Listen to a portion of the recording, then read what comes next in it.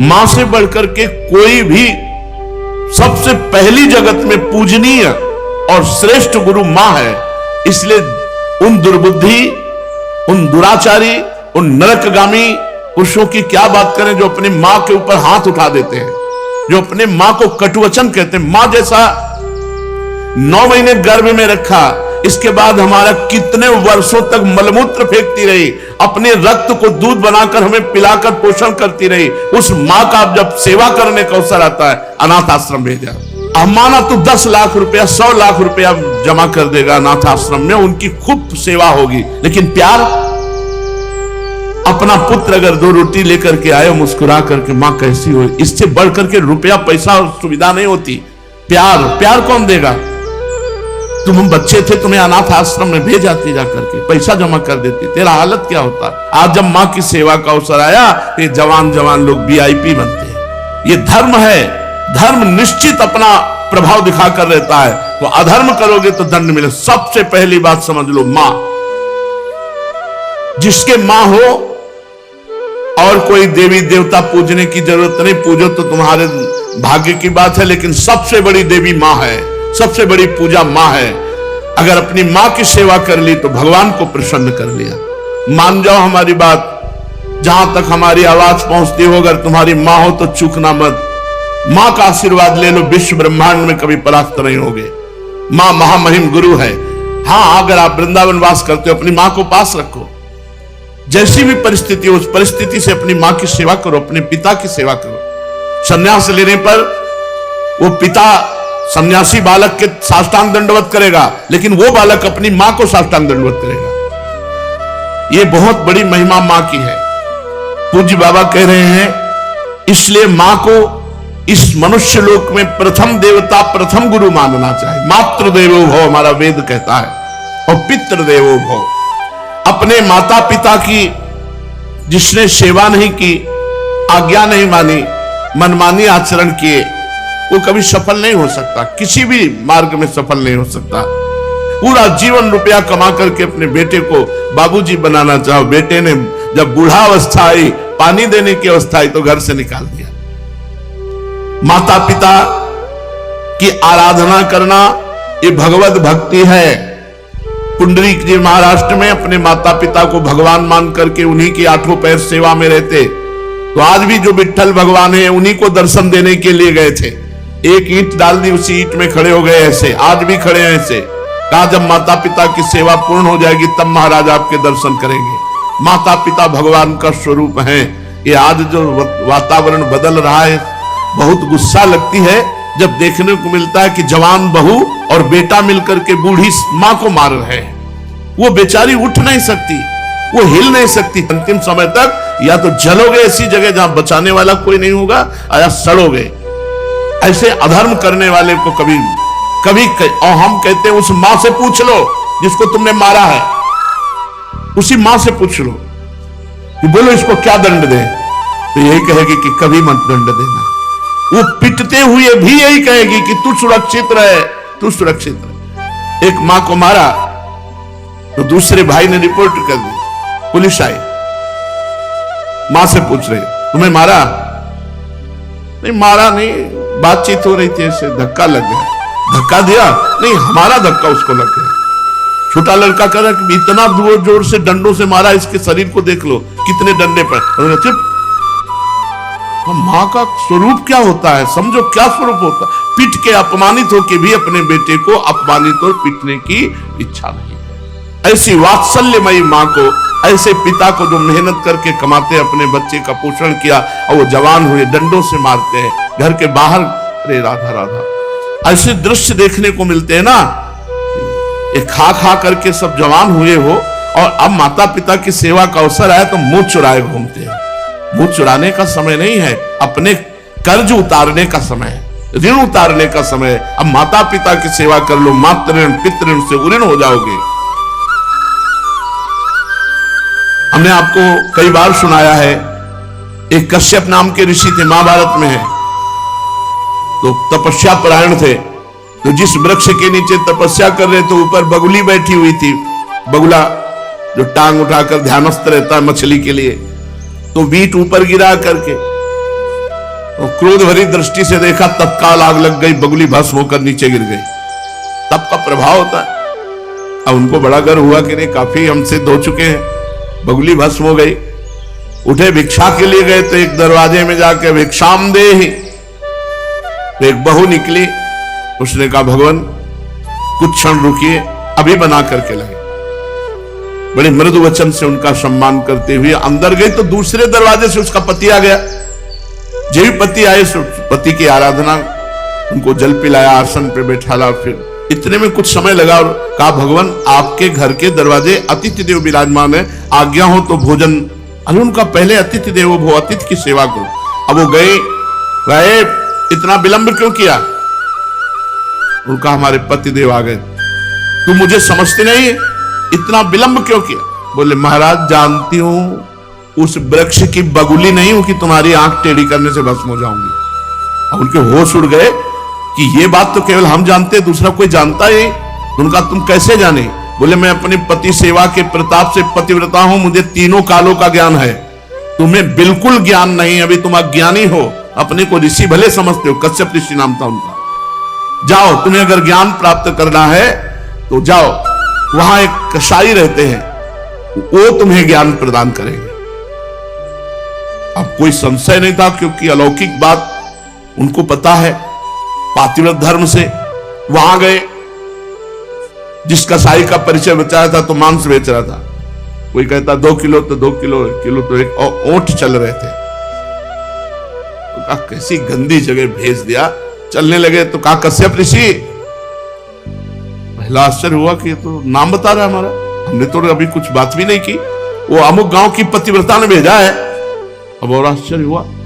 कहा, बोले, खड़े रहो, मैं अपना व्यापार कर लूं, बस अभी आपके साथ चलता हूं। खड़े रहे, थोड़ी देर में वो बेच के दुकान बंद करके कहा, तो उनका, पहले ये बताओ इतना निंदनीय कार्य करते हो तुम? तो उनका, मेरा जन्म हुआ है इसी कुल में, मैं हिंसा नहीं करता, मैं मांस लाता हूं और बेचता हूं और अपने परिवार का पोषण करता हूं, क्योंकि मैं ऐसे कुल में जन्मा हूं।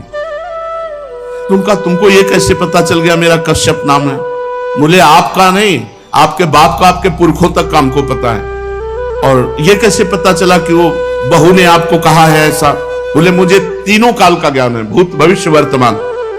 बोले, इतना निंदनीय कार्य करते हो? तीनों काल का? बोले, हर समय नाम जप करता रहता हूं और अपने कुल के अनुसार व्यापार करता हूं, और मेरी प्रधान पूजा, चलो घर देखो।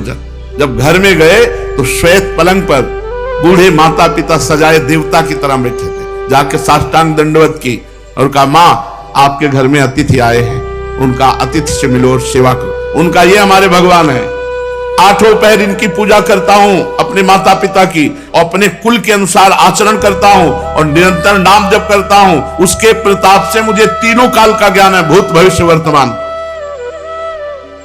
तुम अपने माता पिता को छोड़ करके तपस्या के लिए निकले हो, और वो भी अंधे हैं तुम्हारे माता पिता, जो स्वयं पानी नहीं ले सकते। तुम्हें कभी न परम पद मिलेगा, न स्वर्ग मिलेगा, नरक मिलेगा तुम्हें। उसी समय वापस हो गए, और जब माता पिता का शरीर पूरा हुआ तब पुनः तपस्या में लगे। माता पिता भगवान का स्वरूप है। स्वयं प्रात काल उठी कै रघुनाथा, मातु पिता गुरु ना वही माथा। अपने माता, अपने पिता, अपने गुरुदेव के चरणों में स्वयं राम जी महाराज मस्तक रखते थे प्रातः काल उठ करके। सबसे पहले अपने माता पिता की जो आज्ञा का उल्लंघन करते हैं उन्हें कभी सद्गति प्राप्त नहीं होती। अब ध्यान से सुनो, यदि माता पिता भगवान का नाम जब भगवान की भक्ति का विरोध करने वाले हो तो उनकी नहीं बात माननी चाहिए। यदि माता पिता भगवान की भक्ति का विरोध करने वाले हो तो नहीं माननी चाहिए। यदि माता पिता गंदी आज्ञा करे तो नहीं देना चाहिए। रोटी दाल खाओ, नहीं चाहे उपवास करके मर जाओ, तुम्हें मुर्गा और बकरी नहीं देंगे आके, तुम्हें शराब नहीं पिलाएंगे आके। एक तरफ भक्ति का वर्णन किया, अब ये वर्णन किया उनके दुष्परिणाम। और अगर माता पिता गलत आज्ञा करते हैं तो नहीं, पानी पी के रहो, ऐसे रहो, शराब तुम्हें नहीं देंगे, मांस तुम्हें नहीं देंगे। क्यों गलत आदत बनाई? जो धर्म विरुद्ध है वो हम तुम्हें लाके नहीं दे सकते। यदि माता पिता भक्ति विरोधी हो तो उनकी बात नहीं माननी चाहिए। सेवा करने की बात नहीं कह रहे, सेवा करो, बात मत मानो। यदि भक्ति विरोधी है तो बात मत मानो। यदि वो भक्ति विरोधी आदेश करते हैं, मांस भक्षण, मदिरा पान या कोई गलत आचरण का, बिल्कुल आदेश मत मानो, बिल्कुल अमंगल नहीं होगा। तजो पिता प्रहलाद विभीषण, बंधु भरत महतारी, गुरुबल तजो कंत ब्रज बनितन भेमुद मंगलकारी। जाके प्रिय न राम अभय देही, तजिए ताहि कोटि बैरीशम, यद्यपि परम स्नेही। दूसरे का धन चोरी से, बेईमानी से, घूस से, छल कपट से कभी नहीं लेना चाहिए। नहीं, वो तुम्हारे परिवार की बुद्धि भ्रष्ट करके नष्ट कर देगा।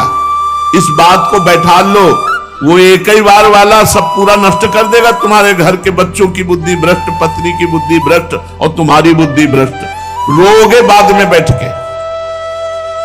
कितने ऐसे उदाहरण हैं। एक बहुत बड़े ऑफिसर पद में थे, फार्म हाउस और क्या क्या, अकेला लड़का, नक्शा था, कई गाड़ियां, सब। अब लड़का धीरे धीरे डिप्रेशन में पहुंचा, अपने हाथ से अपना गला उड़ा दिया। अब बैठे पूरी जिंदगी भर रो, क्योंकि बुढ़ापा हो गया है, तो अब ये तो हो नहीं सकती कि संतान उत्पन्न हो जाए। अब केवल सोचो, सोचो कि तुमने क्या क्या किया। अब जीवन भर वही फार्म हाउस और महल और गाड़ियां देख देख के रो कि इनका अधिकारी कोई नहीं है। धर्म से चलो, साइकिल से चलोगे तो भी उन्नति को प्राप्त होगे, आनंदित रहोगे। मान लो हमारी बात। अधर्म का पैसा दूसरे को, निर्दोष को दंड दिया और दोषी को मुक्त कर दिया रुपए के बल से, तो वो सरकारी, आखिरी सरकार जहां किसी की घूस नहीं चलती, वो जब न्याय करेगा तो ऐसी जगह फंसोगे, पूछो मत। एक बड़ा बलवान ऊपर चढ़ा छत पे, और बहुत बड़ा सरोवर था, और जहां उसको कूदना था वहीं नीचे छत बनी हुई थी सीमेंट की, ऊपर पानी था। अब उसको समझा कि पानी ऊपर से कूदा, ऐसे ककड़ी की तरह फट गया। यह है ऊपर वाले का न्याय। किसी और को फाड़ने की जरूरत नहीं पड़ेगी। बुरी दशा आने के पहले बुद्धि बदली जाती है, वहीं गिरोगे, ऐसी जगह फिसलोगे, ऐसी जगह फंसोगे जहां निकलने के चांस नहीं रहेंगे। अवश्य में भोक्तव्यम कृतम कर्म शुभाशुभम। धन दिमाग में भरे हुए हो, अगर धर्म से धन कमाओगे तो माना कि आप बहुत गरीबी से चल सकते हो, लेकिन आपके पुत्र, आपका परिवार सुसज्जित तेजोमय होगा। और अधर्म कमाओगे तो यही सब बाधाएं ऐसी आएंगी जो जिंदगी भर केवल सड़ते रहोगे, दिमाग तुम्हारा सड़ा हुआ होगा। कोई उत्तम विचार, कोई आनंद, कोई चिंता शोक का नाश करने वाला विवेक आपको प्राप्त नहीं होगा। इसलिए अधर्म का धन, निर्दोष को दंड, दोषी को छोड़ देना, इसीलिए बहुत बच के अपने जीवन को चलाओ। केवल धन ही और जीना ही काफी नहीं है, मरना भी है आगे, मर के फिर जाना है दरबार में सरकार की, और उसका हिसाब होना है। यही केवल हिसाब नहीं होता है, यहां तो नॉर्मल हिसाब है। एक एक सेकंड का हिसाब सेकंड के कम हिस्से में हो जाएगा। चित्रगुप्त तुम्हारे मन में बैठे, ये चित्रगुप्त वो है जो तुम्हारे मन रूपी सीसी कैमरे में पूरे अनेक जन्मों की सीन सहित सब बातें भरी है।